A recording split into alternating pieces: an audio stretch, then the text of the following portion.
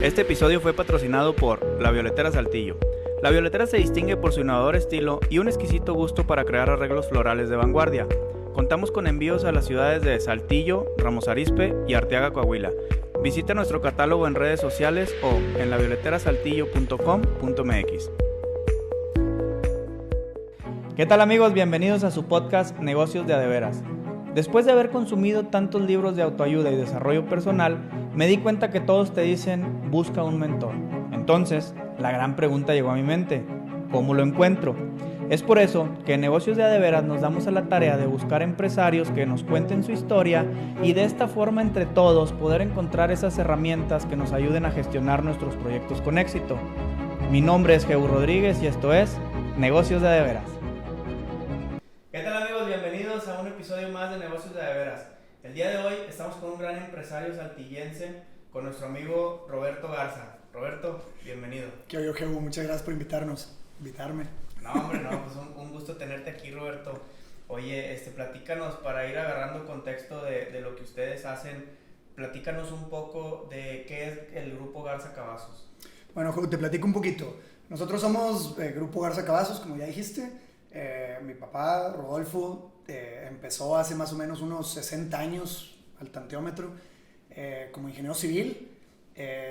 Y siempre platico que cuando mi papá empieza, hace 60 años, estamos hablando de 1960, pues lo que Harvard te decía era: diversifícate, no pongas todos los huevos en la misma canasta, trata de tener un negocio en un giro y otro negocio en otro, porque así cuando le va mal a uno, el otro te salva, ¿no? Sí. Entonces, pues empieza mi papá hace más o menos unos 60 años, ingeniero civil, empieza trabajando desde cero. De ahí se casa, y cuando se casa mi papá no tenía nada de dinero. Entonces le pide prestado el rancho a mi abuelo para irse a vivir a su rancho, que estaba pues por donde ahora está Lomas de Lourdes, ¿no? Ahí por donde está la Novelera. Entonces, mi papá literalmente empieza sin tener dinero para comprarse una casa, empieza desde cero, él siendo ingeniero civil. Empieza construyendo casas aquí en Saltillo, ¿no? De ahí, cuando tenían como un año de casados, mi papá le pregunta a mi mamá: oye, me están ofreciendo entrarle a una agencia de viajes. Entonces, mi papá, pensando en diversificarse un poquito en una industria, pues imagínate cómo eran las agencias de viajes de hace 60 años, ¿verdad? O sea, sí, sin la tecnología. Por ponerlo en contexto, no había internet, el teléfono era muy limitado, hacer una llamada a Europa o a cualquier otro lado del mundo costaba por minuto. Sí. Para hacer las reservaciones, por ejemplo, de los boletos de avión, se hacía a través de un sistema. ¿Se acuerdan de las caricaturas de Rico McPato? Que está con una esfera de cristal y que le está picando un botón como código Morse. Sí. Y que a través de ese sistema le caían los resultados de la bolsa de valores. Eso se llamaba el Telex. Bueno, a través del Telex caían la disponibilidad de boletos de avión. Entonces tú querías volar a París y nosotros a través de Telex hacíamos la solicitud utilizando un código. Y esa solicitud nos decía qué inventario de asientos tenía el avión y te podíamos decir, oye, si hay lugares o no hay lugares, ¿no? Para poderlo comunicar a tiempo real, ¿no? Entonces, pues mis papás vivían en Lomas de Lourdes, mi mamá no tenía carro, pues ella, si no bajaba con mi papá a las 7 de la mañana, pues ya no podía bajar, porque pues estaban en medio de la nada, ¿no? Entonces... En ese tiempo la ciudad no había llegado hasta allá. Pues te voy a decir cómo crecí yo hace 40 años, acabo de cumplir 40 años. Crecimos entre pura terracería. Tú, para llegar a la casa, la única vialidad que había era Luis Echeverría, y de ahí en fuera todo lo demás era terracería. Para donde voltearas era terracería. Estaba la colonia Miravalle, estaba arriba Lomas de Lourdes, todo lo demás era terracería. Entonces, cuando mis papás se van para allá, era un rancho, güey, tal cual, así, era un rancho. Es como ir hoy a, no sé, güey, a Derramadero, ir al Guachichil o una cosa así por el estilo, ¿no? Total, mi papá le ofrece a mi mamá, le dice: oye, pues te puedo comprar carro al año de casados, o me están ofreciendo entrarle a una agencia de viajes, entonces, pues, ¿qué opinas tú? Mi mamá le dice: no, la agencia de viajes, ¿no? Tal como a los 10 años más o menos de haber puesto la agencia de viajes todavía vive. El otro día platicábamos, hemos sobrevivido a Mexicana de Aviación, hemos sobrevivido a TAESA, hemos sobrevivido a Continental Airlines, hemos sobrevivido al 9/11, hemos sobrevivido a la crisis del 2008, hemos sobrevivido a la pandemia, que ha sido la crisis más fuerte que ha tenido la industria del turismo en general a nivel mundial. Yo creo que ahí la llevamos con la agencia de viajes, ahí vamos. Y al día de hoy es la agencia más importante en la ciudad. Regionalmente, me atrevería a decir que quizá no de todo Coahuila, pero yo creo que a nivel Coahuila estamos en el top 5, yo creo. Sí, pues todo el mundo conoce Viajes Bizán. Sí. Se llama Viaje Santiago, ¿no? Es Bisan. Total, como a los 10 años, bajo la misma teoría de integrarte, pues ya sea horizontal o verticalmente y de diversificar el negocio, mi papá pone un negocio de pisos que se llama el SAS Supercentro. Ahorita son ya 14 sucursales en 7 ciudades diferentes, en 3 estados diferentes. Otro negocio bien interesante, bien complejo, por así decirlo. Justo ayer pasábamos ahí por Musa y le decía a mi esposa, dice, oye, este no era un salón de fiestas, y le digo, sí, ahora son pisos, son esos pisos. Son esos pisos, exactamente, ahí en la esquina de Musa y sí. Pedro Figueroa. Luego, pues mi papá, bajo la misma lógica de integrarse, pues él, su expertise era ingeniero civil, empieza a hacer desarrollos residenciales. Se empieza a hacer unos fraccionamientos residenciales y cosas así por el estilo. Para esto él ya había construido pues, naves industriales, había construido fábricas, el TEC de Monterrey, Campus Saltillo, casi todos los edificios, los originales, ya ahorita han construido como 4 nuevos, ¿no? Sí. Pero los originales todos los construyó mi papá, cosas así por el estilo. Entonces pues, siempre estuvo en la construcción. De hecho, hasta la fecha seguimos estando en la construcción y hasta la fecha 82 años tiene mi papá y sigue yendo a la oficina y sigue dando sombrerazos y cosas así por el estilo, ¿no? Sí. Tal como por ahí de la crisis del 82, que ahorita platicamos un poquito más de ese tema, se vienen inflaciones, que lo estamos viviendo ahorita, se vienen inflaciones muy padres, así de 100% y de 50% y una locura. Y mi papá con un amigo de él, socio en su momento, dice, oye, necesitamos hacer algo que no esté relacionado con la construcción, porque si se vienen estas crisis otra vez vamos a tronar como palomitas, ¿no? Entonces empiezan a sembrar papa. Esto literalmente en 1981. Otro negocio bien complicado. Otro negocio bien complicado. Ahorita ahondamos un poquito en la industria, pero una industria bien compleja porque es agricultura, ¿no? Y esa agricultura un tanto informal, se le vende a mercados de abastos, se le vende a bodegueros. Entonces, pues vendemos desde Tijuana hasta Cancún, ¿verdad? Entonces, pues, es un negocio interesante. Empezamos con las papas y de ahí nos hemos ido diversificando y pues ahorita ya hace casi 15 años mi esposa y yo pusimos las nieves del Dairy Queen. Sí. Rodrigo, mi hermano, puso unas hamburguesas que se llaman Broxton. Rodolfo, mi hermano, es socio de un banco que se llama Intercam Banco. Es el representante aquí en Saltillo. Entonces está muy padre porque aunque estamos, siempre decimos juntos pero no revueltos, estamos todos juntos en el grupo, pero cada quien tiene su propia toma de decisiones en base a esa diversificación que hizo mi papá hace 60 años sin querer queriendo, ¿no? La agencia de viajes tiene 54 años. Sí. Pues pudiéramos decir que hace 54 años mi papá se empezó a diversificar, ¿no? Entonces está muy padre el concepto. Y está bien interesante todo lo que me platicas porque, por ejemplo, ya ustedes que son segunda generación, quiero que me cuentes de eso, quiero que me cuentes cómo ha sido ustedes que llegan como hijos a este grupo, a este consorcio, qué es lo que ustedes aportan, qué estudiaron, en qué se especializaron y de qué manera tú sientes que tú aportaste a ese grupo. Fíjate, por casualidad del destino, los 3 hermanos somos ingenieros industriales. Yo empecé como ingeniero químico, salté de químico y me pasé a industrial.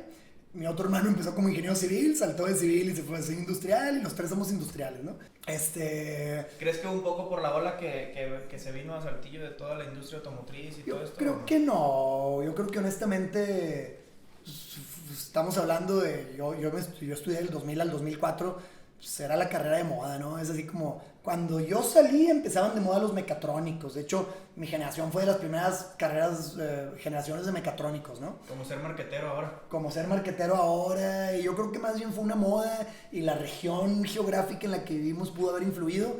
Pero pues la verdad es que el industrial, así como el AE, por así decirlo, pues es una carrera muy versátil. Aprendes de finanzas, aprendes un poquito de mercadotecnia, aprendes de controles, que ahorita platicamos más de eso.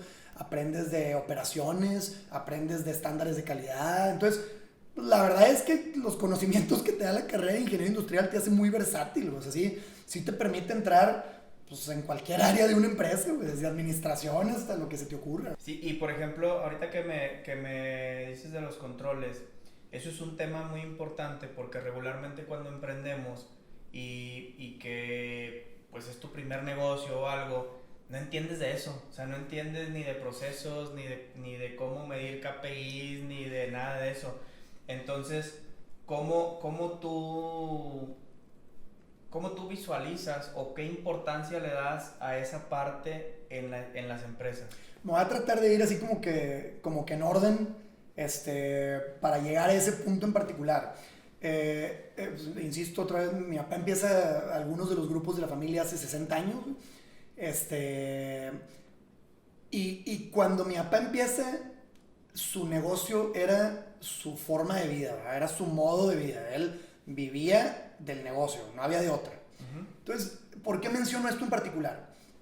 Porque pasa mucho en las pequeñas empresas, cuando estamos empezando, que oye, pues voy a inventar algo, oye, pues resulta que pusiste un restaurancito y pues el súper de tu casa todo es deducible para el restaurante, pues mételo a gasto, hazlo deducible, pues al cabo, ¿qué pasa, no? Es parte del espectáculo, estás empezando, hazlo deducible. Digo, suponiendo que estamos todos declarando el 100% de lo que ingresamos y todo ese rollo, pues métele gasto, para tratar de pagar los menos impuestos posibles. Entonces, estoy hablando, mi papá se consolida, empieza a ser un grupo importante, pero se quedaron arraigadas todas esas prácticas de pyme, todas esas prácticas de pequeña empresa. ¿A qué me refiero? Te voy a poner un ejemplo muy tonto. Los carros. Los carros todos estaban a nombre de la empresa, güey. Los gastos personales, no sé. Seguros. Entonces, llega un punto en el que por una serie de malas inversiones que se hicieron con deuda y cosas así por el estilo, el grupo entra en una situación financiera delicada, ¿no? Seguíamos vendiendo a todo dar, pero la realidad es que el grupo pasó por una etapa financiera bien complicada, así al borde del abismo, ¿no? Y cuando te sientas a revisar las finanzas, pues resulta que pues, una parte muy importante de las pérdidas eran gastos personales de la familia, yo incluido, ¿verdad? O sea, gastos personales pues desde la escuela, desde los seguros de gastos médicos, el teléfono celular, que si traíamos chofer o que si no traíamos chofer, y pues todo eso no eran gastos relacionados con la empresa. Y ahí es donde, por eso me quería regresar un poquito, se tiene que entender la etapa de la empresa en la que tú estás. Quiero hacer mucho hincapié en este tema. Ahorita está muy de moda y es un libro que no se escribió hace poco, pero que yo les digo que nosotros los mexicanos crecimos con esa mentalidad, la del Lean Startup. Que si tú lo traduces al mexicano, Lean Startup significa no gastes, cabrón. Básicamente es, güey, bájale al gasto, güey, empieza bajito, güey, no inventes rentando unas oficinas corporativas cuando nomás tienes 5 empleados, güey, o sea, pues eso es el Lean Startup, ¿no? Y es que eso que dices no es exclusivo de ustedes, nos pasa a todos. Yo creo que todos los que hemos emprendido y ya empieza a avanzar tu empresa, te das cuenta de esos errores y empiezas a ver que la cartera del negocio no es tu cartera, empieza a ganar más tu negocio y tu nivel de vida sube, mejoras tu carro, empiezas a gastar en viajes que no hacías, en ropa que no comprabas, y de ahí se va todos esos problemas que dices, ¿no? Entonces, cuando entramos los 3 hermanos al grupo, somos 3 hermanos en la familia, yo soy el más chico, cuando entramos ya los 3 hermanos, los 3 hermanos hombres, fíjate. Y luego las nietas, digamos, las hijas de los 3 hermanos predominan mujeres. Nada más hay 2 varones. No, entonces, encantado los bien abuelos. Interesante la dinámica. Ahorita platicamos eso también. Cuando entramos los 3 hermanos al grupo y el grupo se encontraba en una situación financiera delicada y había un tema de créditos y había un tema de intereses y de muchos gastos no directamente relacionados con tu operación, ¿no? Y ahí es donde tomamos una decisión que estuvo bien complicado porque fue convencer a mi papá de que teníamos que institucionalizar la empresa, ¿no? ¿Qué significaba institucionalizar? Que si yo me encargo de toda la parte agrícola, de la agencia de viajes, de los helados y de todo este rollo, güey, que si yo mañana, Dios no quiera, y toco madera, güey, pero si yo mañana falto, güey, que el negocio siga funcionando, ¿verdad? Y no dependa de, es que Roberto era el único que sabía hacer eso, ¿no? Sí, fíjate, dice una persona que sube videos a TikTok, dijo justo que cuando eso pasa no es porque era un negocio, dice, el negocio no estaba funcionando, el que funcionabas eras tú. Correcto, es un autoempleo, güey. Sí. Entonces, ahí empezamos un poquito con una institucionalización. La institucionalización del negocio nos enseñó un chorro, porque aparte contratamos una empresa de terceros que vino, empezó a revisar todas nuestras finanzas, empezó a revisar todo así, a escrutar así todos los hilos chiquitos, ¿no? Ese fue el primer shock, así como que casi mi papá diciendo, a ver, no se equivoquen, aunque ustedes estén trabajando ahorita conmigo, el negocio es mío, ¿eh? Entonces, o sea, a ver, este hombre, y eso es otra cosa que ahorita nos regresamos, junto con la institucionalización, se establece un consejo consultivo. Entonces, el consejo consultivo fue otro shock bien complicado que va de la mano con la institucionalización de la empresa, pero fue otro shock bien complicado porque batallamos mucho en entender que un consejo no es más que eso, un consejo. La decisión sigue siendo tuya. La decisión sigue siendo tuya. Tú puedes tener a 10 consejeros, pueden ser unas eminencias, pero si tú dices, pues yo no quiero hacerles caso en esta ocasión, debe de ser respetable y los consejeros lo deberían de entender. A menos que sea una empresa pública, que la empresa pública seas un socio minoritario, que es muy común en Estados Unidos, que, no sé, por poner un ejemplo muy tonto, Mark Zuckerberg creo que nomás tiene como el 20% de Meta, Facebook, ¿no? Entonces, pues realmente él nomás tiene el 20%, el otro 80% pues es el mayoritario, ¿no? Entonces, ahí sí manda un consejo. Sí. Entonces, por eso es muy importante, y me regreso a lo que estábamos ahorita, entender la etapa del negocio en la que estás. Oye, estás empezando, estás creciendo tu negocio, pues a lo mejor no es indispensable poner un consejo, te va a costar tiempo, te va a costar dinero, a lo mejor vale la pena tener 2 o 3 amigos, 2 o 3 profesores, 2 o 3 mentores a los cuales puedas tener la confianza de pedirle su opinión. Pero a lo mejor no es indispensable tener un consejo cuando estás empezando, a lo mejor una sucursal, un negocio chiquito, ¿no? Sí. Es importante entender la etapa en la que estás. Sí, y justo por lo que dices, porque te cuesta. El institucionalizarte te cuesta dinero y te cuesta crecer tú como persona, como empresario, porque, pues, por eso te decía que si era el primer shock en la rendición de cuentas, porque es lo que más te puede a un dueño de negocio. El decirle a un tercero por qué lo compraste, por qué no lo compraste, o por qué le dijiste a la contadora que me depositara para pagar tal cosa cuando sabías que no. Cositas así tan simples se empiezan a volver una revolución en tu cabeza. Entonces está muy interesante eso. ¿Ustedes iniciaron pagando con ese consejo o buscaron ayuda? Nosotros lo que se pagó fue más bien una auditoría intensiva de las finanzas del grupo. Fue un despacho que literalmente se metió a revisar las finanzas de cada una de las unidades de negocio y decirnos en dónde estábamos parados, qué estaba pasando con cada una de las unidades de negocio, que hasta ese momento pues se llevaba, pues mi papá era el que tomaba la batuta y cada unidad de negocio tenía un contador, un administrador independiente, cada unidad de negocio llevaba su propia administración, no había una contraloría, no había alguien que auditara lo que te estaban reportando. ¿Y se revolvían capitales entre empresas? Todavía hasta la fecha, pero ya de una manera ya en préstamo, sí, de manera correcta. Más o menos, sí. No, oye, y por ejemplo, ahí en esto que dices de que fue un proceso difícil, ¿tuvieron necesidad de cerrar algún módulo de negocio? Fíjate que pasó como por ahí del año 2007, 2008,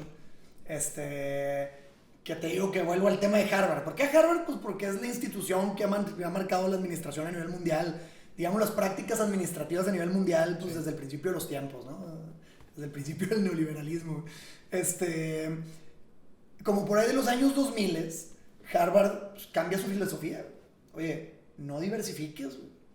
Tienes que enfocarte en tu core business, güey. Si tú eres bueno en construcción, especialízate en construcción, güey. Si tú eres bueno en agencia de viajes, especialízate en agencia de viajes, ¿no? No andes jugándole al MacGyver en 30 industrias diferentes. Y voy a pensar en voz alta, General Electric, que tenía 200 unidades de negocio diferentes, estaba en aeronáutica, así como estaba en cables de luz, y como estaba en enchufes, y como estaba en motores para aviones, y...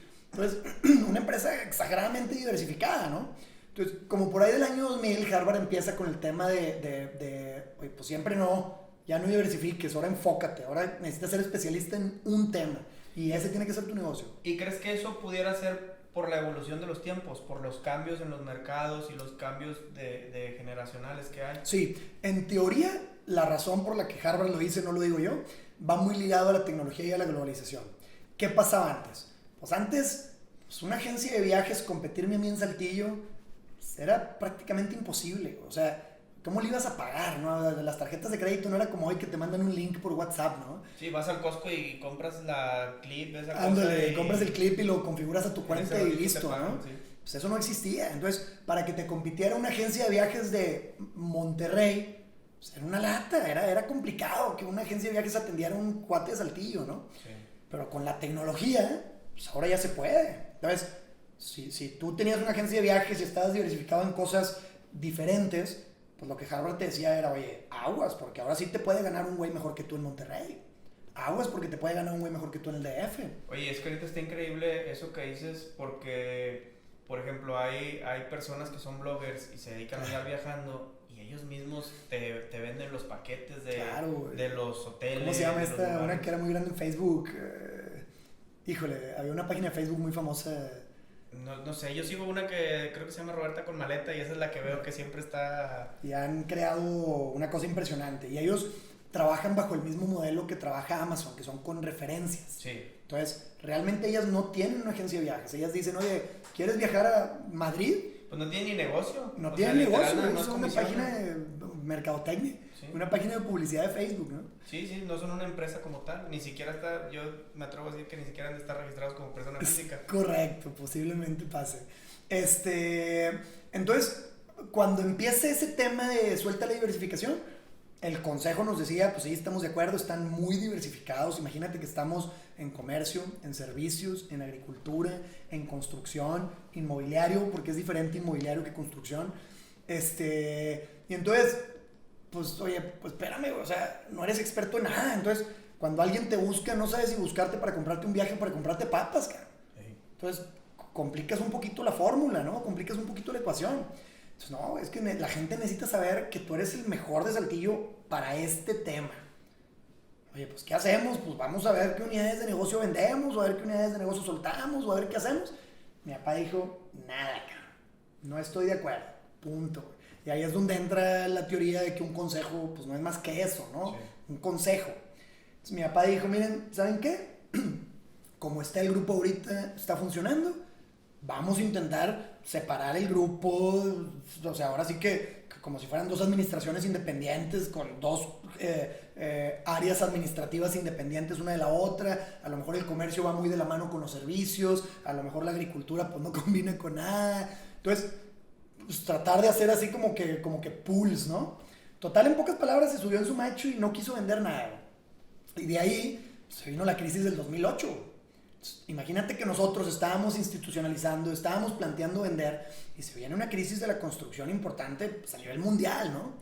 Si no hubiéramos estado nosotros en la PAPA, en la agencia de viajes y en los otros negocios, literalmente ese año hubiéramos dicho, a ver, pues ¿en qué somos los mejores? Pues en construcción. Y hubiéramos vendido todo lo demás y la construcción nos hubiera ido muy mal esa vez, cara.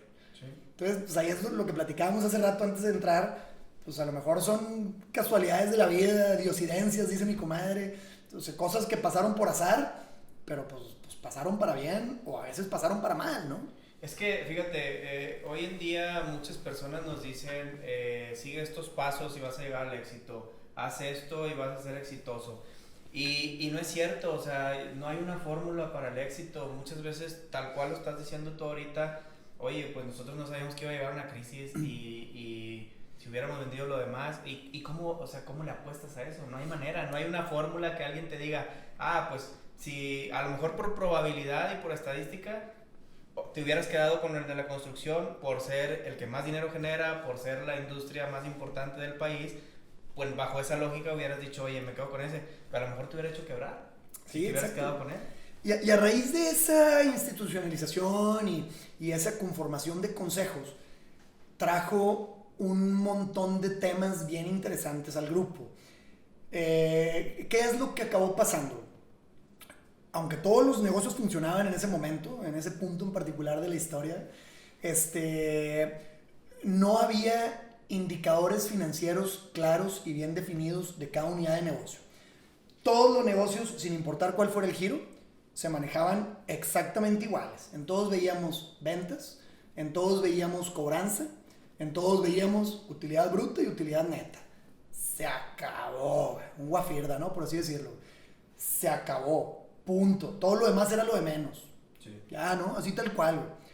Luego, pues cuando empezamos a entrar los tres hermanos y cada uno, ahorita me regreso también un poquito a eso, cada uno especializado en su unidad de negocio, porque cada quien somos responsables de una unidad de negocio, pues nos empezamos a dar cuenta que no necesariamente lo que estábamos midiendo en una agencia de viajes, que es una empresa de servicios, pues es lo mismo que debes de estar midiendo en una constructora o peor en un rancho de papas, ¿no? Entonces, pues ahí fue donde empezamos a través de ese consejo, que ahí es donde se vuelve interesante, que yo creo que si no hubiéramos formado ese consejo nunca hubiéramos llegado a ese punto de establecer indicadores financieros. Empezamos a establecer indicadores financieros que nos ayudaban a nosotros a poder estar midiendo el negocio sin tener que estar sentados nosotros atrás del escritorio 16 horas al día, ¿no? Porque luego se vuelve imposible. ¿Cómo le haces para revisar a tanta gente y cómo le haces para revisar a tantos negocios al mismo tiempo? O sea, humanamente se te vuelve Nosotros muchas veces platicamos eso, o sea, imagínate, y lo quiero poner en perspectiva porque no apreciamos la tecnología con la que vivimos hoy. Aquí estamos hoy grabando un podcast con cámaras de video, con luces, con computadoras. Imagínate hace 60 años llevar la administración de un negocio. A ver, no existía Excel. No. O sea, no existían las computadoras. No existía. Era mano. Sí, no existía. A ver, hazte 3 modelos para ver cómo nos va en el negocio. A ver, espérame, güey. A ver, ¿cómo que hazte 3 modelos? Un contador se tardaba un mes en hacerte un estado de pérdidas y ganancias, ¿no? Sí. Entonces, eran definitivamente otros tiempos. Entonces, ahora imagínate no llevar un negocio sin Excel, llevar 6. Eran otros tiempos, eran tiempos fascinantes, ¿no? Y por eso muchas cosas que pues sabemos, que conocemos del boca en boca, que hemos escuchado, que hemos leído, pues eran empresarios muy agresivos, eran empresarios que tomaban decisiones rápido, eran empresarios que se sabían de memoria toda la operación del negocio. Hoy es muy fácil abrir el celular y decir, ¿cuánto vendo? Pues ni sabes, vamos a checar cuánto vendo así en el celular, ¿no? Sí. Y en el celular lo ves en 5 segundos. Entonces, son tiempos muy diferentes. Entonces, cuando empezamos nosotros a implementar el concepto de los controles financieros, empezamos a implementar lo que se conoce, no es un invento de nosotros ni mucho menos, el famoso tablero de control, ¿no? Sí. Entonces, ¿cuáles son las partes críticas y más relevantes en tu operación para que el negocio funcione? Entonces, te voy a poner un ejemplo muy tonto. A lo mejor en la agencia de viajes, lo más importante para la operación es nuestra capacidad. Cualquier persona diría, no, pues es el servicio. Si tú no me atiendes bien, me voy y compro internet, porque esa es mi competencia, no es otra agencia de viajes. Te hablo para cotizar a las 10 de la noche y a las 10 de la noche me meto y si tú no me cotizas, lo compro en línea a las 10 de la noche, ¿eh? Entonces, mi competencia no es las otras agencias de viajes, que también lo son, pero mi competencia es ese mundo globalizado con tecnología en el que vivimos hoy. Entonces, cualquiera diría, pues no, pues tu cuello de botella en la agencia de viajes es el servicio. Pero no, el cuello de botella en la agencia de viajes es tu capacidad para atender clientes. ¿Sí me explico? Tú dirías, no, es lo mismo. No lo estás haciendo automatizado. Porque no lo estás haciendo automatizado, exactamente. Entonces, ¿cuánta gente puedo atender yo sin la necesidad de quedarle mal al tercero? Uh-huh. Entonces tú dices, bueno, pues muy fácil, pues contrata más gente, está bien. Y luego cuando vienen los tiempos de temporada baja, pues, ¿qué va a pasar con el personal? Pues no van a ganar comisiones, no van a ganar sueldo, no van a ganar dinero, pues tampoco se vale. Entonces tienes que conocer tu operación a tal grado en el que tú puedas decir, oye, yo estoy vendiendo 300 boletos de avión al mes, al 301 necesito un empleado más. Oye, estoy vendiendo 275, pero es temporada baja. Pues, oye, pues contrátate 4, cabrón. Sí, porque viene apenas la temporada alta. Pero ese tipo de indicadores, la realidad es que varían dependiendo de la industria. No se maneja igual un restaurante, llamémosle alimentos, que un negocio de comercio en el cual tienes inventarios. Y ahí te quiero preguntar que me des un ejemplo, porque en la construcción es muy similar. Traes obra, contratas 20, 30, 100 albañiles. No traes obra, te quedas nomás con la gente de administrativo. Con los, pues que las de administración, sí, o el que saca costos y todo eso, ¿no? Pero ahí, ¿cómo sería una diferencia palpable entre esto que me estás platicando de la agencia de viajes y el sector de la construcción? Una de las que yo creo es de que pues los albañiles ya están acostumbrados a trabajar así. Entonces ya saben, se acaban la obra y me voy. Pero ya con indicadores, ¿tú cómo lo pudieras poner esas dos industrias? Es que en el caso en particular de la construcción, y de hecho pues también pasa mucho en la agricultura, esos empleados en particular sí son temporales, son por proyectos, son por destajo, ¿no? Entonces, por eso es que la industria sí lo permite. ¿Qué pasa ya con las constructoras muy grandes, por así decirlo, que a lo mejor ya traes proyectos todo el tiempo, que nunca paras y que siempre estás un proyecto y casi ya te está esperando el que sigue, ahora sí ya tienes tu propia cuadrilla y la tienes contratada de tiempo completo, porque sí te sale más barato que tenerlas por destajo o por proyecto, ¿no? Entonces, y aparte aseguras que no se vayan a otro proyecto. Y aparte aseguras que no se vayan a otro proyecto, porque tienen la certidumbre de que no se van a quedar sin chamba, ¿no? Sí. Pero en la construcción lo que sí pasa es que creemos que cada obra es parte de la misma constructora, del mismo grupo. Entonces, si tú traes 10 obras al mismo tiempo, pues qué padre, porque me están cayendo utilidades de 10 obras al mismo tiempo. Y al menos desde nuestra perspectiva, la constructora se debe manejar como ahora sí que centros de costos, es el término técnico, ¿no? Entonces, cada proyecto, cada construcción se debe manejar de manera independiente una que la otra. Entonces, yo puedo estar construyendo una casa aquí, un fraccionamiento acá y una nave industrial acá, y aunque los tres van a caer a la misma, ahora sí que a la misma licuadora, decimos nosotros, pues tenemos que entender que las utilidades de estas no deben de justificar las pérdidas de estas.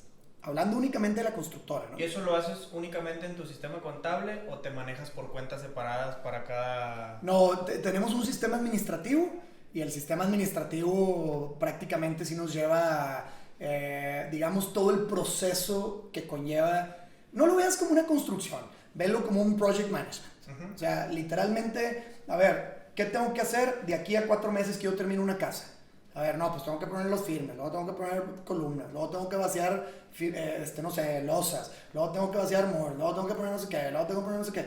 Entonces, literalmente lo ves como un Gantt, como un proyecto. Entonces, pues literalmente vamos ingresando todas las etapas del proyecto en un project management y eso es lo que administras una casa como si fuera un proyecto independiente de un fraccionamiento, que es un proyecto independiente de una nave, que a su vez es un proyecto independiente de otra cosa que pudiera tener. ¿Y cómo le hacen para no caer en las malas prácticas de no tomar dinero de un proyecto para otro? Porque tú sabes que en la construcción a lo mejor te dice el cliente, a uno le está haciendo una casa y te dice, oye, no, en 15 días te doy el anticipo, tú sabes que te lo va a dar, pero ya traes dinero de otra obra y es muy fácil de la misma cuenta decirle, un ejemplo, que digas, oye, ¿sabes que la varilla va a subir? ¿Sabes qué? Al departamento de adquisiciones, oye, donde compras, oye, ¿sabes qué? Compra la varilla de la casa de fulano porque el otro mes ya va a subir y ya es que ahorita van subiendo muy constantemente el acero. Entonces, ¿cómo le hacen ahí? O sea, ¿son así de que súper rigurosos de que no se mueve el dinero? ¿O sí tienen dentro de esos indicadores casos específicos donde se puede hacer? Dentro de la institucionalización, además de los controles financieros, entra el concepto de los controles. Entonces, ahora sí hablando específicamente de los controles, que los controles no necesariamente son financieros.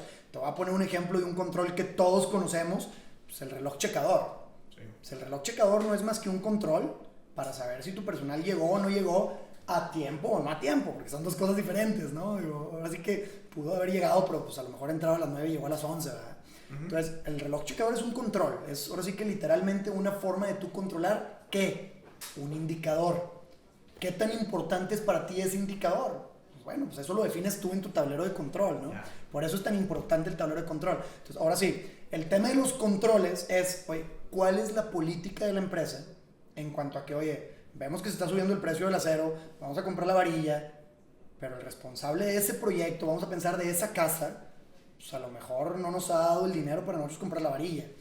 Ahí es donde defines las políticas de la empresa, que es un control, ¿no? La política de la empresa es un control. Sí, que ya tú lo puedes poner, oye, ¿sabes qué? Es un cliente recurrente, es un cliente que sí paga, que es seguro. Ya tú puedes decir, oye, bueno, en base a eso sí podemos hacerlo.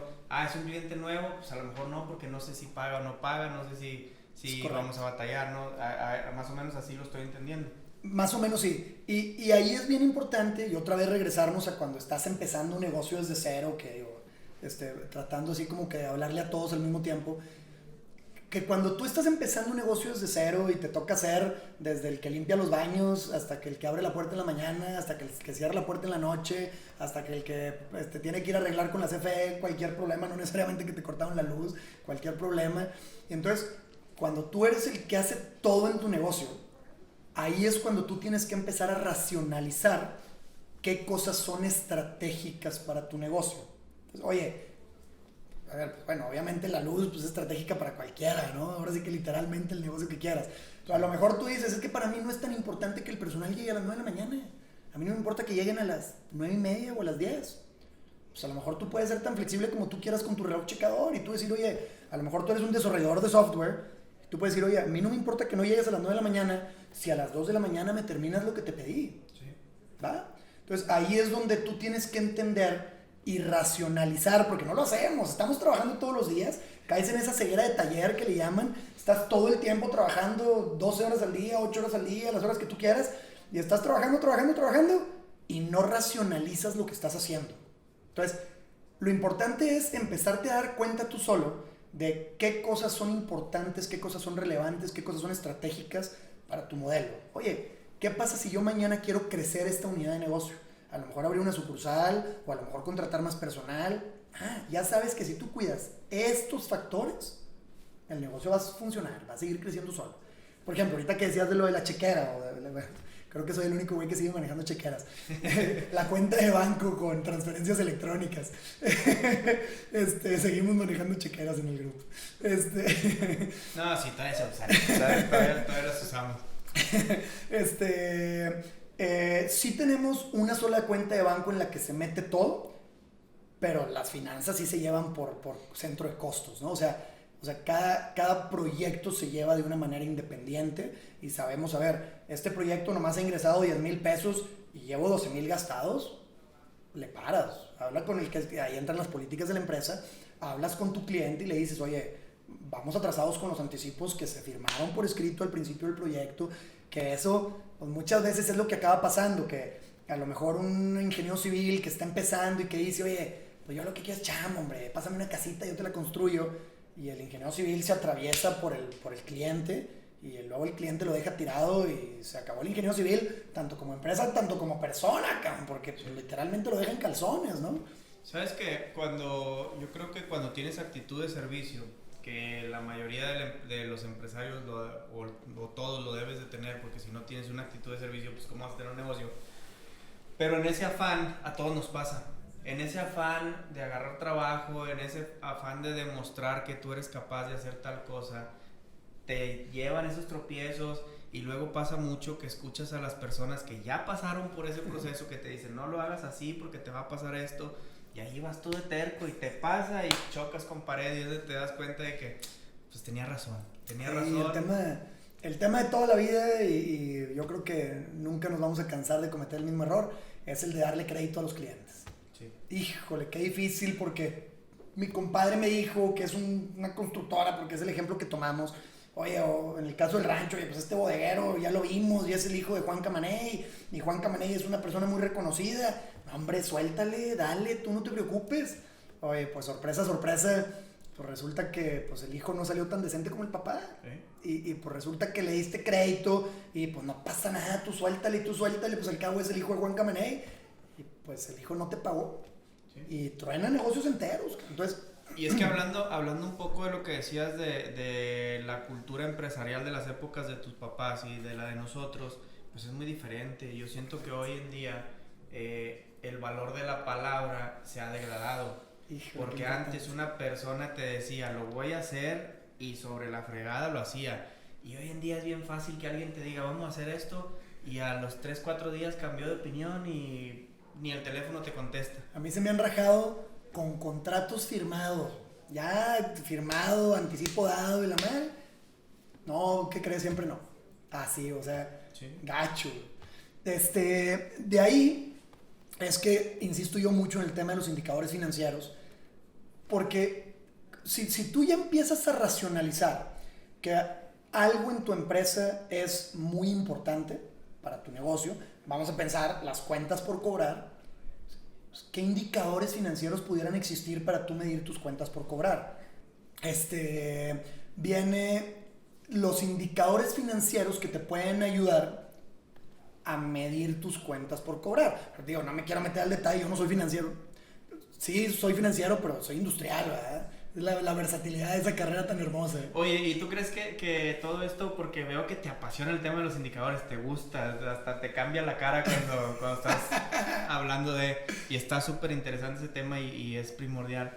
¿Tú crees que la carrera fue la que te dio esa habilidad o te descubrió ese talento que tenías tú para encontrar esos indicadores? Te voy a poner un ejemplo que platicábamos hace poco, un grupo de amigos. Yo me gradué en el 2004. Si yo, por azares del destino, hubiera decidido dedicarme a hacer corbatas, y yo hubiera empezado a hacer corbatas hace 18 años, ya llevaría 18 años haciendo corbatas. Entonces, yo creo que realmente, güey, la vida me fue llevando a esto, a ver qué fue lo que pasó. Yo empiezo, mi papá chapaba a la antigua, ¿verdad? Perdón por el francés, es un hijo de puta hecho y derecho, en el mejor de los sentidos. Es el estilo de que el día que me gradué de la carrera, yo le dije, papá, es que yo quiero buscar trabajo y quiero buscar oportunidades y Y mi papá me dijo, mira, tú puedes hacer lo que tú quieras, es tu vida. Pero a partir de mañana, al día siguiente de mi fiesta de graduación, te empiezas a ir al rancho con los ingenieros. 6:30 de la mañana, yo todo desvelado, todo crudo. Y a las 6:30 de la mañana me despertaron para irme al rancho con uno de los ingenieros del rancho. Oye, puedes seguir buscando trabajo, pero yo no te voy a tener de huevón aquí en la casa. Ya acabaste tu escuela ya. Ya acabaste tu escuela, así que a producir. Me pagaba, así como dice él, un sueldo de 10,000 pesos mensuales del año 2004. Ahí a lo mejor si le pones inflaciones han de ser unos 30,000 de hoy. No está mal. Oye, total, y digo, estaba bien, digo, pues recién graduado y todo ese rollo. Pero literalmente al día siguiente de trabajar, digo, de graduarme, al rancho, cabrón, órale, güey. Y con los ingenieros nos íbamos 6:30 de la mañana, regresábamos 7:30 de la noche. No hay para atrás. Y allá no era como que, oye, me voy a echar una siesta a la casa. Pues, ¿cuál casa, güey? Estaba allá en San Rafael, Nuevo León, una hora y media de cualquier lugar civilizado, ¿no? Tienes que llevarte hasta el lunch y todo, ¿eh? Literalmente nos llevábamos lunch. Ponle tú que si hay taquerías por aquí por allá en medio de la carretera, ¿no? Sí, que las señoras gorditas y cosas ahí así. nos conocíamos todas. Sí. Por si quieren recomendación de tacos de barbacoa, hay unos muy buenos. Oye, y algo no tiene tanto que ver con el tema, pero ahorita que decías de que tu papá, la frase que mencionaste yo lo traduzco a disciplina, a carácter, a fortaleza, ¿no? Porque pues así estaban formados los empresarios de antes. Y no solo los empresarios, las personas. Es correcto. Las personas antes eran más recias. Hay una psicóloga chilena que hizo un estudio que dice que nuestras generaciones, los que ahorita estamos entre los 30 y los 40, somos la única generación que le tuvo miedo a los padres y ahora le tiene miedo a los hijos.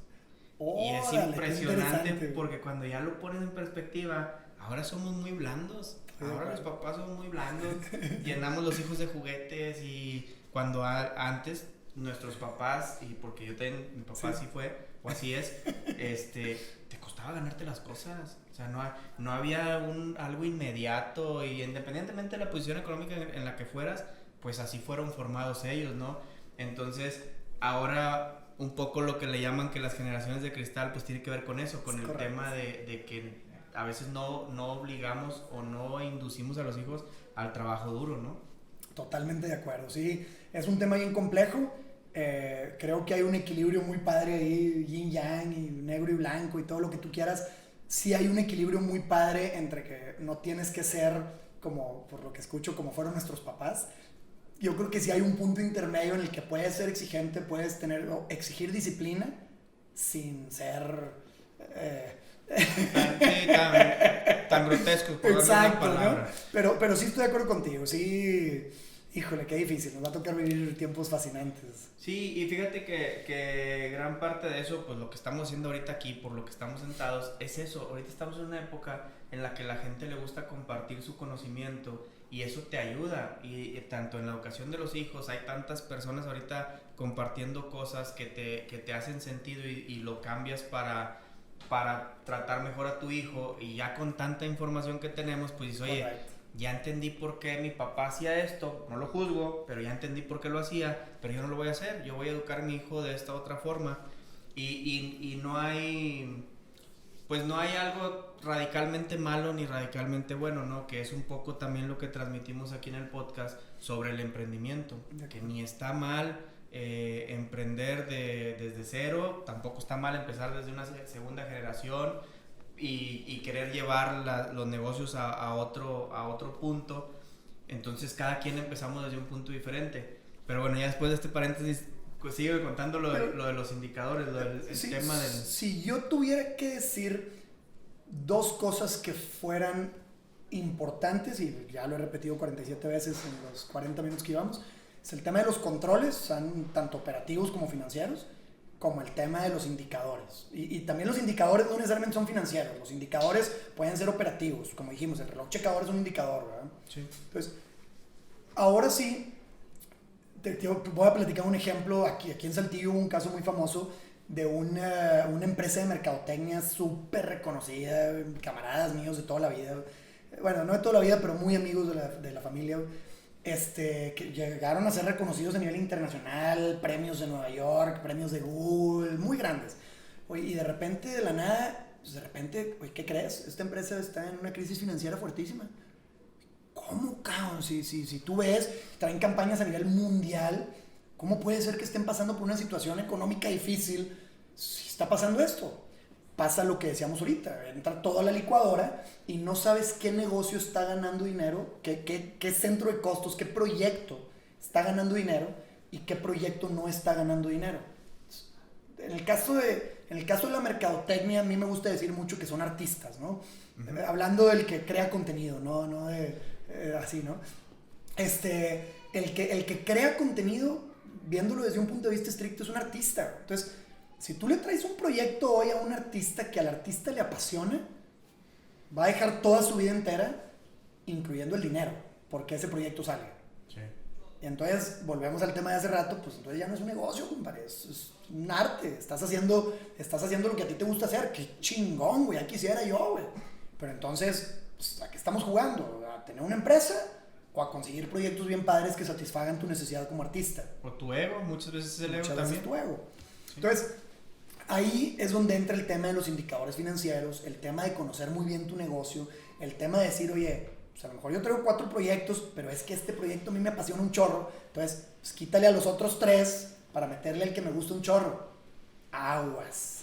Oye, es que me estás platicando eso y me estoy acordando, te cuento que hace un tiempo uh-huh. en la agencia Danal nos habla un cliente. Uh-huh. Lo tuvimos por 6 años, se fue porque dijeron, no, nos vamos a ir con la transnacional fulana porque son los guau y no sé qué. Pues total, se fueron un par de años, en ese par de años les pararon línea 3-4 veces, pues si tú sabes que un paro de línea en la automotriz te cuesta muchísimo dinero. Y nos hablan, oye, es que queremos regresar. Y le hablaban a mi hermana. Y me dice mi hermana, oye, es que va a regresar el cliente y no sé qué, bien contenta. Y yo, ay, pues es que no sé si me da gusto o no. Y me dice, ¿por qué? Le digo, es que pues no te acuerdas que ese cliente nos quitaba toda la liquidez. Claro. Y es lo que dices, a veces nos metemos en ese tema de, es que es un buen cliente, es una empresa grande, es esto. Pues sí, pero esa empresa grande te quita toda la liquidez de todo lo demás y luego andas ahí batallando sin dinero y esto y lo otro y ya es una decisión que tienes que tomar. Lo agarro a sabiendas de lo que voy a obtener, le aprieto las tuercas, le pongo en los contratos que no hay tanto financiamiento, cosas así. Entonces son decisiones difíciles porque al final del día esa decisión te puede costar que se quede contigo o que se vaya. Es correcto. Entonces... ahorita que nos dices del tema de los controles y todo esto, el ISO es moldeable. El ISO tú lo moldeas de acuerdo a tu empresa y vas haciendo tus procedimientos y todo. ¿Los controles así son? ¿Así se maneja o no? Sí, yo creo que los controles son únicos por empresa. Te voy a poner un ejemplo muy tonto. Si a lo mejor hace 50 años tú le hubieras dicho a un dueño de un café que el control más importante es el personal, te hubiera dicho, pues claro que no, güey. Pues, yo personal, pues, si se me va uno, lo cambio por otro, el problema resuelto, ¿no? Y pues luego de repente un día salió Starbucks diciendo, pues nada importa, o sea, es más, mismo Schultz lo ha dicho, pues, no es el mejor café del mundo, pues, posiblemente haya mejores cafés, pero él se clavó con el tema de la experiencia, que va muy de la mano con el tema del personal, pues puso un café en el que te llevas una experiencia muy grata cada vez que vas, y ¡boom! Se volvió el café número 1 del mundo, ¿no? Entonces, yo te pudiera decir, oye, no, es que en un negocio de alimentos, el tema de, no sé, estoy pensando en voz alta, el tema del control, no se me ocurre algo en particular, de la maquinaria, los mantenimientos de la maquinaria no son relevantes, al cabo, pues eso lo resuelves ahí con el de mantenimiento y problema resuelto. pues a lo mejor nunca sabes si ahí va a estar ese clic disruptivo que puede cambiar industrias completas, ¿no? Sí. Fíjate, ahorita que hablábamos de la agencia de viajes, nada que ver con el tema, pero la agencia de viajes sobrevivió al .com, ¿verdad? O sea, todo cuando empieza Expedia, que literalmente fue la primer grande empresa junto con Amazon.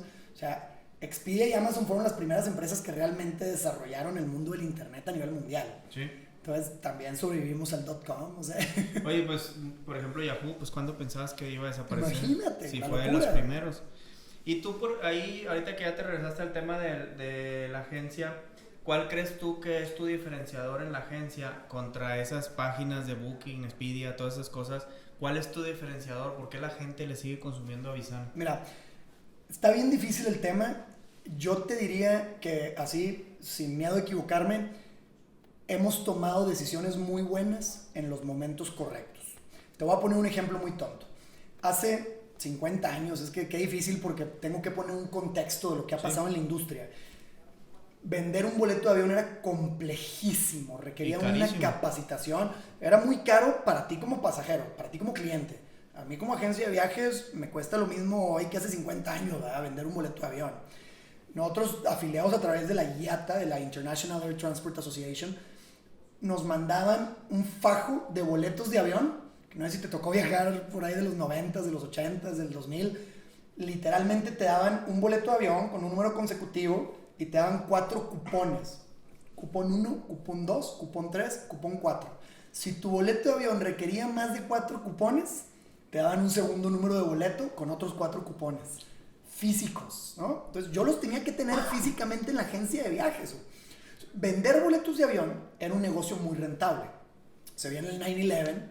En el 9/11, pues, acuérdate, chocan las Torres Gemelas y todo el mundo dijo no te subas a un avión. Es más, cerraron fronteras y pararon aviones para que no fuera a haber más incidentes, ¿no? Sí, pues fue cuando los controles de seguridad, hablando de los controles, se volvieron súper controles de seguridad en los aeropuertos.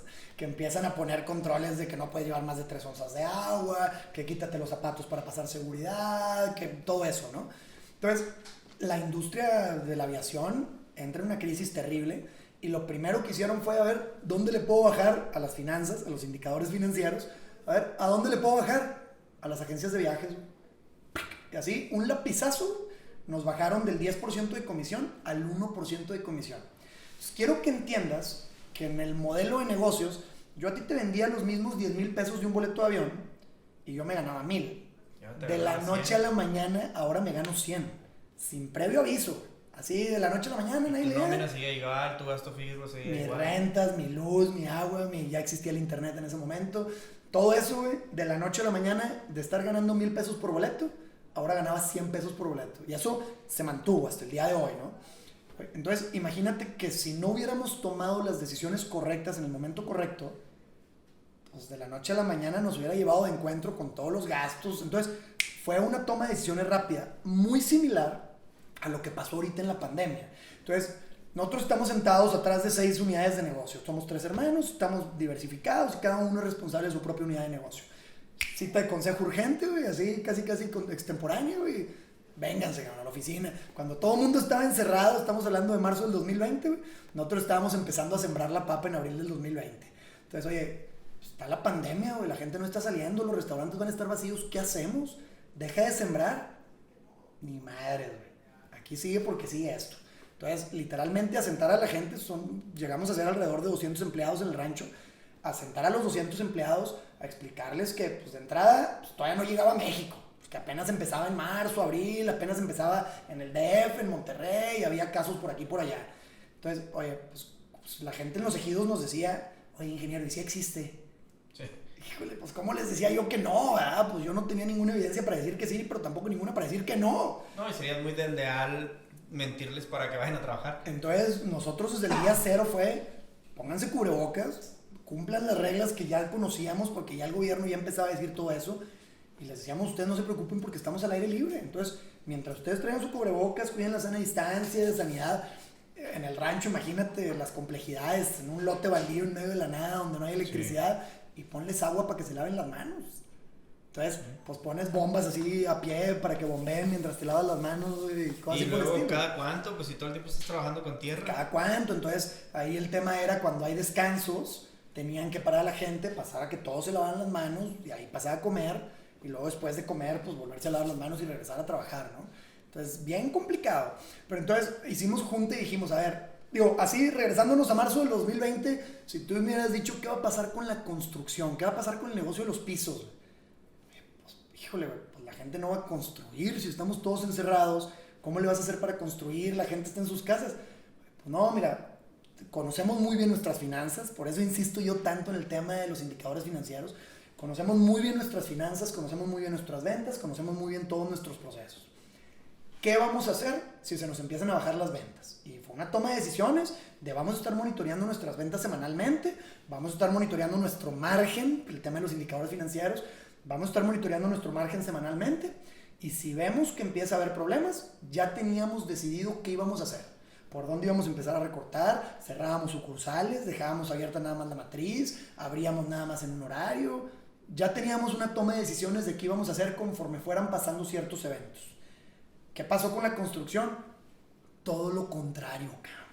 Se dispararon las ventas. No sé si alguna vez te tocó ir al Home Depot. ¡Gol! Sí. Busca patrocinio. ¿Qué pasó con el Home Depot? Para entrar tenías que hacer fila de 50 personas, de 100 personas. Sí. Porque la gente estaba encerrada en su casa las 24 horas del día. Oye, pues vamos a remodelar el baño. Vamos a arreglar la llave que tengo sin arreglar 2 años. Vamos a cambiarle el piso que queríamos cambiar. Pues, ¿qué pasó? Se disparó la construcción. Lo que nunca hubiéramos asumido nosotros. Yo jamás me hubiera pasado por la mente que se iba a disparar la construcción. Sí. Entonces, pero aún así, aunque gracias a Dios nos fue bien en esa unidad de negocio, en la agencia de viajes fue otra historia completamente diferente. Y ahí sí te la cuento en el sentido estricto en el que fue igualito. A ver, ¿qué decisiones vamos a tomar que sabemos hoy, marzo del 2020, que la gente esté encerrada en su casa y que no va a viajar, punto? Porque en ese momento se pensaba que el avión era un foco de infección fuerte. Hoy está demostrado que no. Sí. O que viajar era un foco de infección fuerte. Hoy está demostrado que no. Entonces, ¿qué pasó en la agencia de viajes? Todo lo contrario. De la noche a la mañana las ventas se van a cero. Y no solo eso. Las ventas que yo ya tenía hechas, con anticipos dados, a reembolsar. Cancélamelas. Pero entonces los proveedores, yo no soy dueño ni de la aerolínea, ni del hotel, ni del crucero, ni del traslado, ni del tour, ni de la aseguradora. Yo no soy dueño de nada, yo soy un prestador de servicios. La gente, es que reembolsame el dinero. Y a mí mi proveedor diciéndome, no hay reembolsos. Ay, güey, pues, ¿qué haces en ese punto, no? Porque ya dijeron, no hay reembolso, ya que el cliente te va a demandar y voy a meter demandas y no sé qué. Y yo, es que entiéndanme, no está en mis manos, o sea, no puedo hacer nada. Acabas de tocar una diferencia súper importante entre una empresa grande y entre una pequeña o mediana empresa. ¿Por qué? Porque aquí en este caso tú eres la cara, tu equipo es la cara. Correcto. A ellos son los que les iban y les gritaban, les decían, etcétera. A mí me tocó, nosotros teníamos para mayo o abril de ese año teníamos un viaje a Canadá y pues Aeroméxico nos dijo no les reembolsamos nada y no les voy a abrir los boletos y ya no te volvían a contestar y listo. Entonces esa es la gran diferencia, porque ¿qué haces? O sea, ni modo de que vayas a ir a pararte al corporativo, que te pares en el aeropuerto. Pues no, y hablar al 800 no te contestaba nadie. Nadie. Entonces le saqué la vuelta al tema y me decías, a ver, ¿qué te diferencia a ti como agencia de viajes? Y no estoy hablando yo a un cliente que quiero que me venga a comprar. ¿Qué me diferencia a mi agencia de viajes de las otras agencias de viajes? Hemos sabido tomar las decisiones correctas. Te voy a poner un ejemplo muy tonto de las diosidencias o de las decisiones correctas que se tomaron en su momento. Hace muchos años, estoy hablando como unos 10, yo creo, a lo mejor un poco más, unos 15 años, decidimos invertir en un conmutador digital. ¿Qué era un conmutador digital? Un sistema en el que nos medía cuántas llamadas entraban, de las llamadas que entraban, cuánto duraba cada llamada, si la llamada era de viajes corporativos o si la llamada era de viajes de placer, eso lo controlábamos ahí usando extensiones. Si la llamada era de corporativo, cuánto tiempo duraba la llamada, si el ejecutivo, ya sabemos que entraron 100 llamadas en un día, cerraron las 100 llamadas o de las 100 nada más vendimos 50. Entonces, pues todos esos son indicadores, todos esos es lo que te estoy platicando, ¿no? Entonces, nosotros ya sabíamos que un ejecutivo tenía la capacidad de emitir 100 boletos de avión al mes, punto. Entonces, oye, resulta que pues de las 100 llamadas nada más estaban cerrando 20. Pues a ver, nos pusimos a escuchar las grabaciones, a ver qué estaba pasando en las llamadas, que no se cerraban las llamadas. Oye, resulta que muchas llamadas eran de empresas que nos hablaban para, oye, necesito que me cotices un Monterrey, México, pero 3 rutas diferentes. Necesito 3 cotizaciones diferentes porque así me lo pide el departamento de compras. Híjole, pues qué difícil porque me estás pidiendo que me quede en el teléfono 20 minutos para cotizarte 3 rutas diferentes cuando pues ya existía la tecnología para, ¿sabes qué? Métete a internet, sácalo y yo te lo igualo, porque los precios que vendemos en la agencia de viajes son igual o mejores que los de internet. No lo digo por publicidad, lo digo en serio, ¿no? Si no, ya hubiéramos quebrado, de verdad.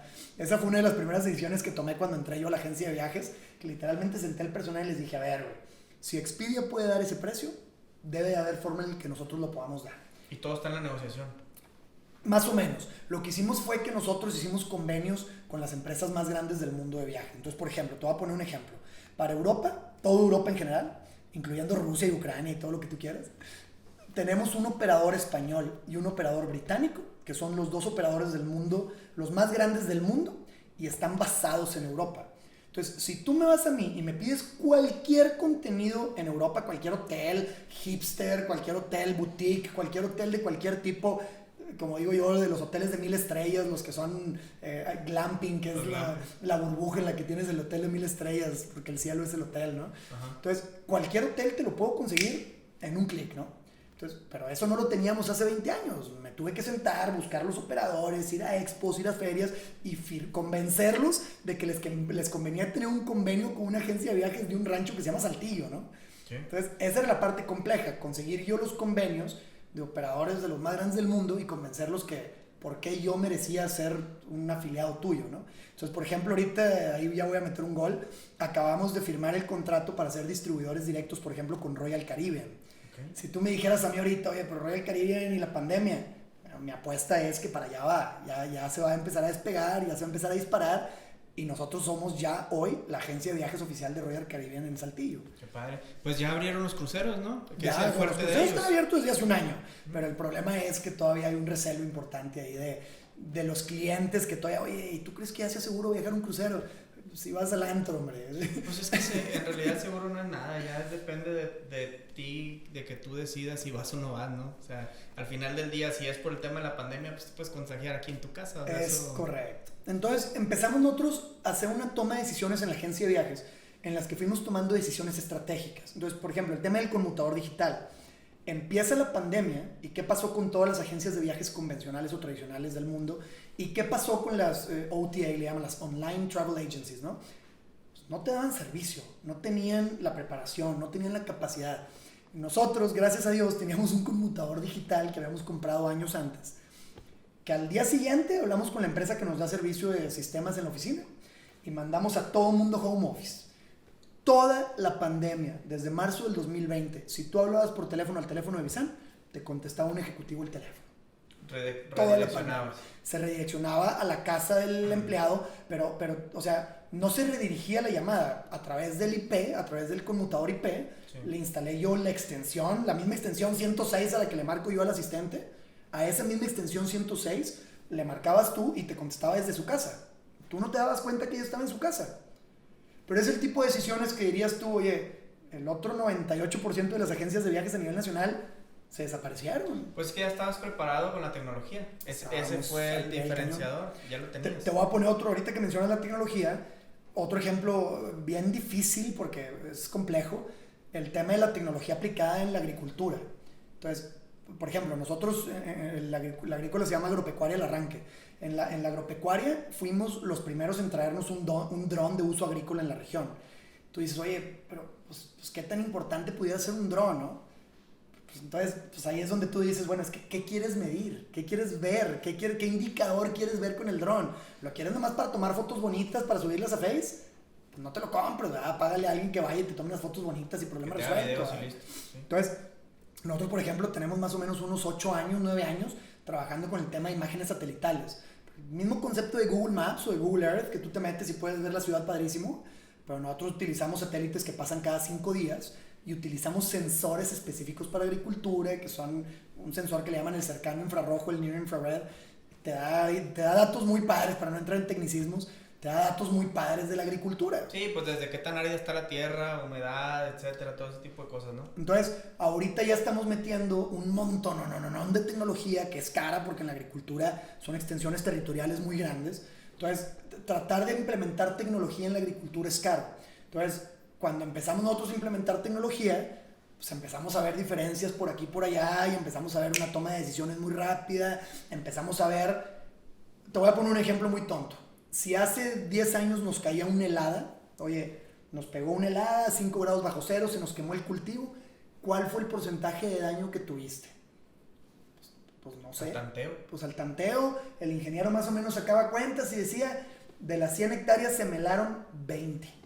Bueno, está bien. ¿Y qué porcentaje de daño tienes esas 20 hectáreas? ¿Es el 100? ¿Mataste la planta completa? O a lo mejor es nada más una parte de la planta, a lo mejor no se murió completa. El dron sí te dice eso. El dron te dice, oye, tú tuviste daño, en todo el lote completo, ¿qué porcentaje de daño tuviste? Y donde tuviste daño, ¿qué tan grave fue el daño? Entonces, empiezas a jugar con la tecnología para medir ¿qué? Indicadores. ¿Sí me explico? Por eso, como dices tú, me apasiona el tema, porque todo regresa a eso, güey. O sea, quieres hacer una inversión en tu negocio, vamos a pensar que tú eres un desarrollador de software. Oye, es que voy a comprar una plataforma que le va a dar un servicio padrísimo a mis clientes. ¿Qué da? ¿Qué valor agregado de ese servicio que vas a contratar para tus clientes? A lo mejor es un servicio que te va a ayudar a ti a medir un indicador en particular que va a hacerte mejor o más eficiente con tus clientes. Pues está todo a dar, ¿no? Entonces, es donde caes en el juego de la tecnología. Y ahí la toma, ahorita lo que dices, la toma de decisión rápida puede ser el diferenciador entre que tu negocio fructifique o que se muera. Ahorita que mencionabas también Starbucks tiene esa metodología, tienen un nivel increíble para hacer los estudios de mercado de dónde van a poner sus sucursales. Sin embargo, si se equivocan donde la pusieron, en 2 o 3 meses la quitan. O sea, no se esperan que en 1 año, 2 años, no, la quitan rápido. Y es por eso, porque tienen muy claros sus indicadores y dicen si funcionó o no funcionó. Totalmente de acuerdo. Y es parte, como yo creo, de nuestra cultura, que es lo que debemos de cambiar nosotros, de no apasionarnos a tal grado con el negocio, de decir, lo voy a sacar a flote y yo lo voy a sacar a flote porque yo puedo. Bueno, ¿qué datos tienes para tú decir que sí lo vas a sacar a flote? Te voy a poner un ejemplo, lo estaba revisando hace rato, nada más ahí por el tema que él ahora sí que dicen la tinta más pálida es mejor que la memoria más fina, sí, ¿no? De un tablero de control que estaba viendo yo hace rato, nada más por hobby. Y dentro de los conceptos que traían el tablero de control era, por ejemplo, financieros, ¿no? Ya llevamos 1 hora platicándolo. Otro concepto que traigo yo dentro del tablero de control es clientes. La satisfacción del cliente, porque muchas veces, pues a lo mejor puedes ser tú muy bueno acá y la percepción del cliente que se está llevando de ti es otra totalmente diferente, ¿no? Entonces pusimos como indicador financiero, dentro de lo de clientes, tenemos el número de clientes atendidos, el número de quejas, un mystery shopper que tenemos, y eso lo metemos en esa pestaña, ¿no? Tenemos una pestaña para procesos internos, procesos operativos. Tenemos una pestaña específica para el concepto de gente y tecnología, así tal cual, o sea, dentro del indicador financiero metemos gente y tecnología. Y todo eso lo desglosamos nosotros dentro de cada una de esas áreas que te platico, pues no sé, lo estoy viendo aquí en el Excel y son como 50 renglones en total, ¿no? Ajá. Entonces, a eso es a lo que me refiero yo con el tema de conocer qué es lo que quieres medir. Entonces, si yo en el rancho no hubiera sabido que yo quería medir la masa foliar que generan las papas, pues yo a lo mejor jamás hubiera dicho vamos a meter un dron o vamos a meter una imagen satelital. O hubieras dicho, ¿para qué quieres la imagen satelital? Pues para ver las papas. ¿Y para qué quieres ver las papas? Pues ve a verlas. Sí. ¿No? Pues ahora, por ejemplo, mi papá tiene 82 años de edad, todavía vive, ¿no? Para yo convencerlo de contratar el servicio de imágenes satelitales, que costaba dinero, cuesta todavía, pero en aquellos tiempos costaba más cuando lo metimos. No, como que ¿para qué vamos a gastar dinero en eso, güey? Mira, me aviento el tiro, güey. Si no lo hacemos jalar, me lo descuentas a mí, ¿no? Así tal cual eran los tiros, ¿no?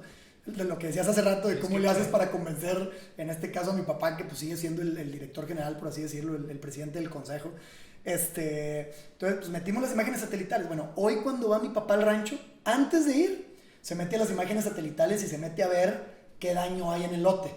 Ahora sí, sembramos más o menos al año 300 hectáreas. Entonces yo tengo 300 hectáreas de papa. Ahora sí yo me voy a ver donde el satélite me dice, oye, aquí está pasando algo.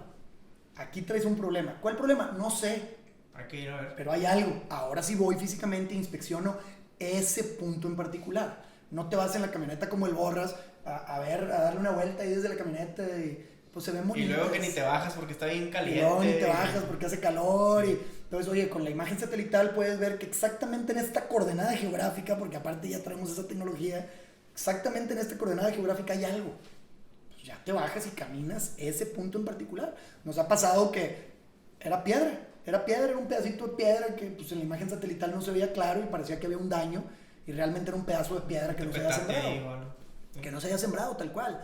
Nos ha pasado en otros casos que... Pero luego ya puedes tú regionalizarlo, por ejemplo, ya pones, aquí está un tepetate de tanta medida y ya después no lo vuelves a identificar como un error. Cual, así tal cual, ¿no? Okay. Y digo, ya muchas veces ya te lo sabes de memoria porque pues estás viendo el campo y entonces pues ya sabes, es que aquí hay un problema, sí, es que ahí es donde no sé qué. Otro ejemplo muy burdo fue el de un pivote que provocaba inundaciones por la pendiente como estaba. Entonces había un pedazo donde había encharcamiento de agua, pues aunque sí se habían dado cuenta, pues no le habían dado importancia. Salten las imágenes satelitales, corregimos el error y en menos de una semana se ven las imágenes satelitales porque se ve muy padre cómo se corrige el defecto. Un defecto que sin esa tecnología no pues en otro año hubiéramos pasado desapercibido y hubiéramos dicho, no hombre, no importa porque el cabo es nomás 1 hectárea. Entonces pues no figura. Ahorita trabajamos bajo el concepto de agricultura de precisión. A ver, hay un pedazo de 100 metros cuadrados que está dañado, ¿qué es y qué se tiene que hacer? Punto. Y es que es bien importante eso que mencionas de tecnificar la agricultura, porque ahorita yo siento, estoy hablando desde mi ignorancia porque no soy agricultor ni conozco bien del tema, pero pues, lo que se escucha, ahorita lo que se escucha es de que la agricultura está muy golpeada. El sector agrícola, pues antes había más programas de gobierno, había más ayudas, había más cosas y prácticamente ustedes dependen de muchos factores que no son nada más el humano. O sea, sí, mira, hace rato platicábamos y es un tema bien complejo. Hace como unos 2 años, yo creo, se me hace que antes de que empezara la pandemia, di una entrevista yo para Vanguardia.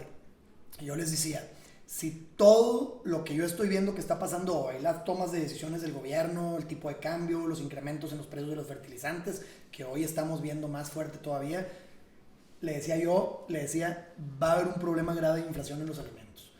Se dispararon los precios de los maíces y de los trigos 100% en los últimos 2 años. Oye, ahorita, hoy, 2022, yo lo he estado diciendo por todos lados, aguas, viene un problema grave, no nada más México. Muchos países no tomaron la precaución, no buscaron cómo fomentar el crecer el área de siembra. Y desde Estados Unidos, pasando por México, pasando por toda Latinoamérica, va a haber una escasez importante a finales de este año de alimentos. ¿Por qué? Porque el problema con los alimentos es que lo tienes que ver desde 1 año antes, desde 2 años antes. Nosotros, por ponerte un ejemplo muy tonto, mi semilla de papa la siembro 4 años antes de que tú te la comas. ¿Sí? Entonces, yo ya sé hoy cuántas hectáreas voy a sembrar en 4 años. No estoy seguro de que cuántos negocios te puedan decir eso, ¿no? Entonces, la agricultura tienes que traer la mira allá, 5 pasos adelante. Sí, y eso es una de las razones por las que muchos agricultores cuando empiezan y que no tienen suficiente capital, truenan. Porque no es sostenible en el mediano ni en el corto plazo. Es un negocio que se vuelve negocio a largo plazo. Totalmente de acuerdo. Y ahorita para ir cerrando, Roberto, mencionaste 2 cosas importantes. Hace ratito hablabas de la globalización y ahorita estás hablando de la escasez, de lo que se puede venir. Mencionaste los fertilizantes. ¿Cómo te ha afectado a ti, con el mundo globalizado, cómo te ha afectado el uso de los fertilizantes en la agricultura? Bien complicado el tema. Ahorita, hoy lo estamos viviendo. Estamos en negociaciones para los fertilizantes que vamos a utilizar durante el ciclo. Primero, un porcentaje altísimo, eso ya tienen las noticias un par de semanas, un porcentaje altísimo de los fertilizantes a nivel mundial vienen de Rusia y de Ucrania, tal cual. ¿Qué está pasando? Hoy vi una noticia en la bolsa de valores que literalmente decía toda la bolsa de valores de Rusia por los suelos, y hay una empresa que se llama Fertirrusia o Ferti no sé qué, así, güey, por los cielos, porque pues, literalmente todos los fertilizantes del mundo se están disparando, ¿no? Oye, entonces, lo que pasó no es tanto los incrementos, que se va a poner bien complicado. Te voy a poner un ejemplo muy tonto. Para tú sembrar 1 hectárea de maíz, necesitabas 20,000 pesos de fertilizantes. Este año 2022 te va a costar 35,000, si no es que 40,000 pesos. Casi el doble. Casi el doble. Nosotros en papa nos estamos yendo prácticamente al doble más tantito. ¿Por qué? Por el tipo de elementos mayores que utilizas. Nitrógeno, fósforo y potasio. uno es más caro que el otro, entonces los elementos que estamos utilizando, pues en papa es más caro que en maíz, ¿no? Entonces, el que antes sembraba 1 hectárea de maíz, pues ahora le va a alcanzar para sembrar media, ¿no? Sí. Pero ese no es el verdadero problema. Los que nos venden los fertilizantes, pues todos los proveedores de Rusia y de Ucrania le están diciendo, está bien, no, es que págame de contado. Entonces, si quieres fertilizantes, bríncale con la lana. ¿Qué pasa si no te los entregan? ¿Qué pasa si no llegan? ¿Qué pasa si se atoran con el tema logístico? Tú sabes mucho más de eso que Sí, yo. los contenedores ahorita están carísimos. ¿Qué pasa si se atora con el tema logístico y yo ya con el dinero atravesado, güey? Sí.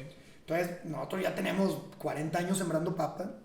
Entonces, imagínate que nosotros, pues como que qué certidumbre tengo yo también de que tú sí me vas a entregar mi materia prima. Ahora, poniéndolo en los productores más pequeños, tú que lo compras directo, que lo traes directo, estás viendo que va a ser un problema. Entonces imagínate el problema que va a ser para los productores que traen fertilizantes por medio de un tercero. Te voy a decir lo que va a estar pasando, que lo vamos a ver ahorita en el corto plazo. Va a haber siembras que no se van a poder realizar por falta de productos, por falta de fertilizantes. O sea, nosotros en el caso de nuestra región geográfica, en el caso de Saltillo, nosotros tenemos una ventana muy chica de siembras de mayo a julio. Si siembras antes de mayo, hay una enfermedad que se llama la paratriosa X, no importa. Si siembras después de julio, te pegan las heladas de octubre o las heladas de septiembre y pierdes todo. Está muy tiernita la planta y se hiela. Exactamente, todavía no se desarrolla el cultivo y te puede pegar fuerte, ¿no? Entonces, si a ti te retrasan en tu programa de siembras a tal grado en el que, oye, pues es que no hay fertilizantes y no puedes sembrar en junio, entonces siembra en julio, pues pones en riesgo todo tu cultivo completo. Entonces empiezan los pormenores de, ay, es que qué tan grave puede ser que no te llegue el fertilizante, hombre, retrásate una semana. Pues sí, pero cuando yo tengo que sembrar 300 hectáreas en 60 días, no me puedo retrasar una semana. Pues sí, ¿cómo le haces? Exactamente. Y fíjate, ahorita que estás diciéndome eso, ustedes son productores muy tecnificados y obviamente que tienen solvencia económica, ya sea por el rancho o por los demás negocios que tienen acceso a financiarse ustedes mismos. Pero hace poco platicaba con un productor de papa que tiene, creo, 200 hectáreas ahí por San Antonio, una cosa así. Okay. Y él me decía, estoy a nada de lotificar y vender todo a campestre. Dijo, ya estoy harto de año tras año estar pidiendo dinero y nada más sacar para pagar y para vivir. Te quiero poner un ejemplo muy tonto porque mucha gente dice, es que todos los agricultores con los que platico se la pasan llore y llore, así tal cual, no es la expresión que usa todo el mundo. Sí. Aquí en la región de Saltillo, hace 10 años, se sembraban más o menos 7,500 hectáreas de papa, nada más de papa. Este año 2022, no creo que se siembren más de 2,500. Imagínate. En menos de 10 años. O sea, lo que voy es una realidad, que es un negocio bien complicado y que así como que tú digas, no hombre, pues, literalmente te vas a papear, güey, pues sale de ahí. Pues sí, güey, pero cuando no te papeas está bien complicado el negocio, güey. Entonces, sí, a lo mejor un año te va muy bien y te papeas, pero 4 años te fue muy mal. Entonces, si tú no entraste por casualidad en el año bueno y te aventaste los 4 malos, pues más te vale que tengas un colchoncito porque si no, entonces ya valió queso, ¿eh? Sí, terminas perdiendo hasta la tierra y cosas así. Oye, Roberto, para ir cerrando, ha estado súper amena la plática, la verdad es de que no puedo quedar más rato aquí, pero para ir cerrando ya el tema y no quitarle tanto tiempo a nuestra audiencia, ¿qué sigue para el grupo empresarial de tu familia? ¿Qué es lo que visualizan de crecimiento? Nosotros, los 3 hermanos, para bien o para mal, pues fuimos educados, ahora sí que, como dicen, el fruto no cae muy lejos del árbol, ¿no? Los 3 somos muy apasionados y creemos que viene un problema fuerte de recursos humanos a nivel mundial. O sea, la gente quiere trabajar en ciertos negocios nada más, la gente quiere, por ejemplo, la agricultura, es un tema bien complicado. Entonces, nosotros hemos estado apostándole mucho al tema de darle mejor calidad de vida a nuestros empleados. Yo creo que todo el crecimiento que podamos tener en las mismas unidades de negocio o en nuevas unidades de negocio va a depender de la gente que está en nuestro equipo de trabajo. Entonces, por ejemplo, yo en lo personal fui fundador, ya no estoy, pero fui fundador del patronato de la Orquesta Filarmónica de Coahuila. ¿Qué dices? Bueno, ¿qué tiene que ver eso con el personal? Nosotros estamos tirando a apoyar a la comunidad. Ahorita Rodrigo, mi hermano, el que se encarga del SAS, está muy metido en el Saltillo Soccer, en el equipo de fútbol, el de toda la vida. Y ya tiene nuevo estadio. Ya tenemos nuevo estadio, no, todavía no, pero ya casi. Oye, pero entonces Rodrigo, mi hermano, está metido en el Saltillo Soccer. Entonces, ¿qué tiene que ver eso con el tema del personal? Estamos creando comunidad. Nosotros lo que estamos buscando es que la gente, pues a lo mejor el que vive en Tlaxcala diga, pues yo prefiero vivir a Saltillo porque el estilo de vida es bien padre, lo que platicábamos hace rato, es un lugar muy bonito para vivir. Oye, si logramos hacer eso, que la gente quiera venirse de otras ciudades a vivir a Saltillo, nos va a beneficiar en el negocio inmobiliario, nos va a beneficiar en el negocio de la construcción, nos va a beneficiar en el negocio de la papa, porque al final del día la gente va a seguir comiendo. Entonces, yo creo que hacia allá va nuestro futuro. Nuestro futuro está un poquito en crear comunidad, está un poquito en buscar cómo el equipo de trabajo que está en nuestra empresa sienta que está en la empresa correcta, que ellos se sientan parte de este equipo y que ellos digan yo quiero seguir trabajando en esta empresa, o el que no está con nosotros diga yo quiero trabajar ahí. Creo que se va mucho. Totalmente de acuerdo contigo. Hoy en día, hace ratito hablábamos de las generaciones, de los tiempos, cómo cambian, y hoy en día, a título personal, creo que las personas le apuestan más a un líder, a un buen líder, que a una empresa. Antes todos soñábamos con trabajar en la empresa, o yo no, yo nunca soñé, pero la mayoría soñaban trabajar con la empresa más grande del mundo y no sé qué, transnacionales. Hoy en día quieren trabajar con los mejores líderes, y eso es algo muy bueno. ¿Por qué? Porque ahorita las redes sociales te lo permiten. Las redes sociales te permiten mostrarte quién es Roberto, qué estás haciendo, para que esas personas digan, oye, yo quiero trabajar con Roberto.